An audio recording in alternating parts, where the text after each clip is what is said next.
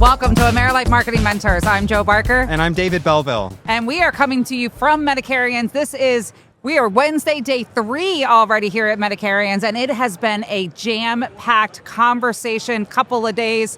A lot of talk about marketing, and we've done a ton of surveys and asked a lot of questions. Yeah, the conversations that we've had over the last 3 days have been so insightful, so beneficial, and today we're going to be breaking down a little bit of what we've heard at this conference from dozens and dozens and dozens of agents that are here learning themselves, and we're here to provide the marketing insights. And so, Joe, Let's dive in. So we had surveys throughout the week that we had folks taking for us, and some of the numbers have been extremely revealing. So to start out, what we've realized is that a bulk of who we've talked to are more seasoned agents. A bulk of them have been in the business for 4 years or more. So what does that tell you in terms of where they're at and what opportunity there might be for folks at this stage in their career when it comes to marketing? Yeah, I think it was over 60% of the people that we've had conversations with were either agents or agency owners.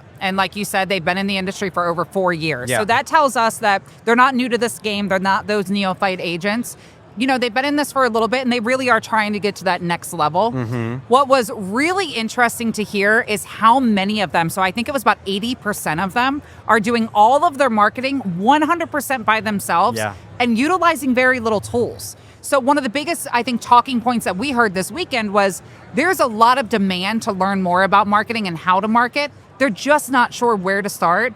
And they're not sure if what they're doing is the right strategy and is the, you know, what they should be doing. So, and on top of that, because of where they are in their career, oftentimes time is an issue as well. And so being able to have repeatable systems in place to make marketing simpler and more efficient and work with their schedules, because they're at a point now where they likely do have a client book and they are regularly selling and nurturing those relationships. And so do you have any advice for those out there when it comes to developing marketing systems, and how can they leverage them for efficiency? Well, I think a lot of it goes back to making sure, like you said, that there's actually a system in place. So if you're going to be utilizing different marketing tactics, it's making sure you have a CRM so you can actually track those tactics. What is it that, you know, one of the things that we heard, their main goals is leads and referrals. Yeah. So that was the majority of what we heard is we want to connect with more people, we want to build our personal brands, and we want more leads and referrals. So with that, if you're going to be putting that effort into it, you have to have a way of tracking them.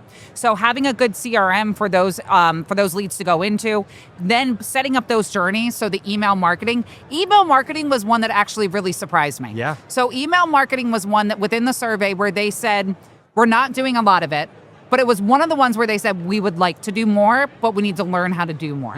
So I think they know, hey, email marketing is important, and just to be transparent about it, it's still the number one ROI out there. Well, and that holds up with our own data, Joe. As the AmeriLife Marketing Mentors, our email is the number one channel that we see the most success in. So the proof is in the numbers. Yeah, and we always say the fortune's in the follow through. So you're going to do all that work to get all those leads into your system, and then you're just going to leave them. And that's never the right tactic or never the right strategy. You did all that work. Now it's time to work those leads, and now it's time to really follow through on all that work that you did.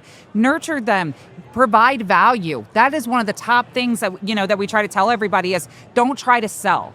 Go out there, provide value, and give them all the answers that they're looking for, because what's happening is you're building that trust. And now they trust you, and now they want to work with you. Yeah. So if I had to give any advice to the agents that are out here, it's get a good CRM, you know where you're putting your efforts when it comes to marketing, and go all in and really put yourself out there. That was actually, we were talking about it earlier, the YouTube was surprising. Yeah, so talk about putting yourself out there. I think what I'm seeing in terms of difference is between those who are leveling up in their marketing and those who are struggling or staying stagnant is taking that leap of faith and getting on camera. And it truly is intimidating if you've never done it before. So we don't want to discount that, but it does take a level of courage. And the numbers really do show that those that take that leap of faith, those that put themselves out there are putting themselves in the minority, and that minority is paving the way in marketing. They are the ones that are getting organically found. They are the ones that are building trust before that first phone call ever takes place. And so YouTube is one of the most underutilized marketing platforms, but Joe, we both know that it's one of the best opportunities, especially here in the age of AI, where trust is an issue.